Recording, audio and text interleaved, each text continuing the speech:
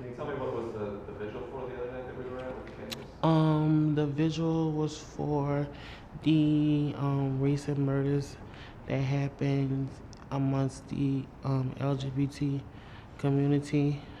One of the people that were murdered was a girl, a trans girl that I've known.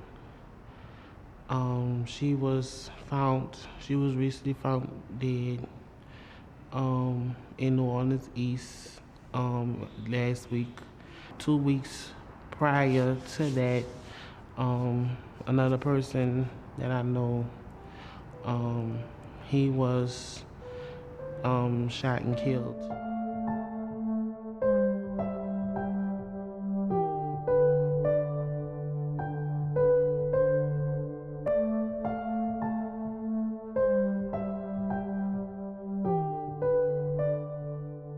This happens a lot. People being harassed physically, or even like from verbally to physically like assaulted, just on how they look. By the NOPD? Yeah, by NOPD. There was a time where I got stopped by an officer. I just happened to be walking down the street just for no reason. On our way to the store, these two units pulled up with their partners and stuff, stopped us, and on the extras, where are y'all punks going? He stopped me, hey boy, just going off by what he saw, thinking I was doing something wrong or, about to go do something wrong. And in the process, they took two of our sisters to jail. They stayed for like 3 months in jail, like 90 days, 60 days, something like that, in jail, just for that. I've been called lesbian, dyke, punk, sissy, everything that a police officer could say, or a person or human being could say to hurt someone's feelings. Police come out there and pick the guys up and do sexual intercourses with them and stuff like that. So there's police that are like even using their role of authority. Yeah. And taking advantage of it and being like Yeah. corrupt in that. Yeah. I got hacked up on a police car. I did get searched. I did have to go to jail only because of the fact of what I looked like.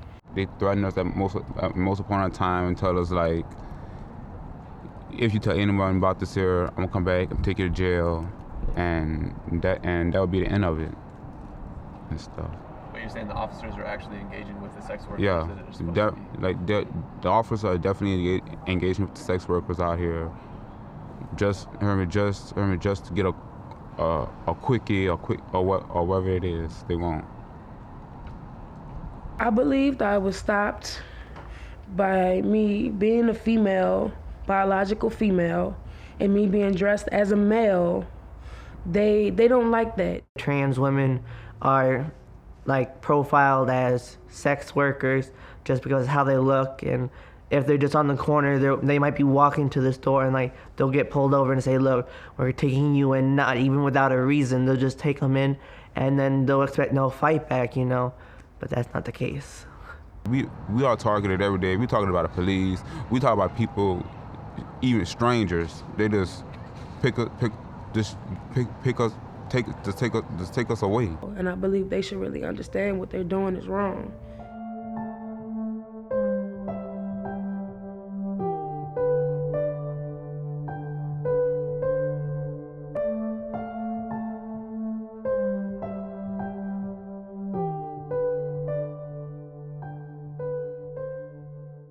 We deserve better. We deserve the same respect, the same quality of stuff in life. We deserve a lot more. The people that should be ensuring our safety and our well-being should be the last ones we think about as a threat, as a hindrance to our safety. I'm kind of nerve-wracked whenever I see one drive by. There's no reason for that. There is no reason for them to feel like that. I feel like that everyone out here has their own right to do and be what they want.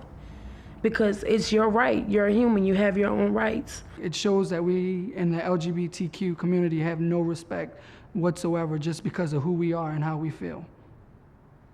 If I identify as a gay male and this is who I am, I don't need you to remind me of that, and I don't need you to remind me of the negative aspects of that, of what society has taught you.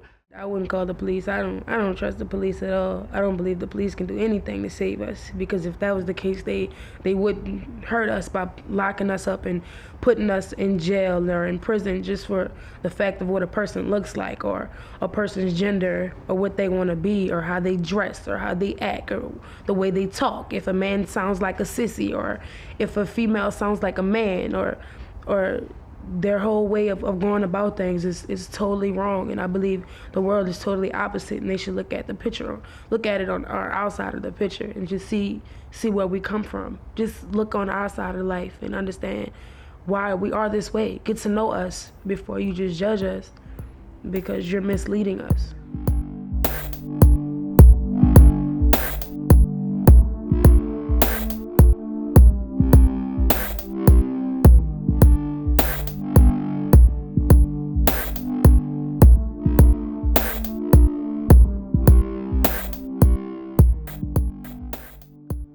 If you were the NOPD, I would first start off by saying, like, you would have to be more respectful towards us.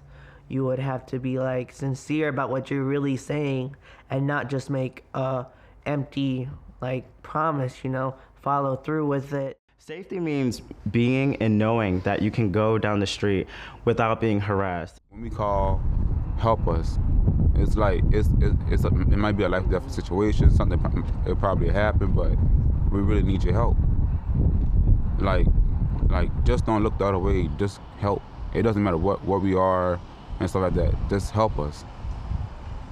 All transgender are not sex workers. They are not sex workers. You know, they all might be going to law school, going to be a nurse, a doctor, a surgeon. If there was to offer more jobs and more opportunities for transgender girls such as myself, there wouldn't be that much targeting that's be going on. We would be just living our happy and normal lives. But since we don't have those kind of opportunities and stuff like that, we just got to do what we know and do what we got to do to survive and make it. Like, if I'm a man going to be a transgender woman, I would call myself she instead of he. Treat us as you'd like to be treated. I don't go around calling people names. I really don't engage in that kind of behavior. It's just really not necessary. And so when we have officials that are supposed to protect and serve our communities, those people disrespecting us or not calling us by our names, when that's really the first line of communication that you have with someone, hey, so-and-so, hey, Derwin, hey, you person. By not honoring that, you're not showing me respect from the get-go. And there's no way that we can even get to the goal of treating each other how we want to be treated if you're not doing such a basic thing as calling me by the name I wish for you to do. If you was to call me out my real name, I would be like very disrespected. In any situation, we are humans too. We are citizens of this community. And so we only ask that you honor that by actually informing us of why we were stopped, why you're approaching us, why you're harassing us. Because if they like do all this, we wouldn't really have that, like, a problem of authority and respect there.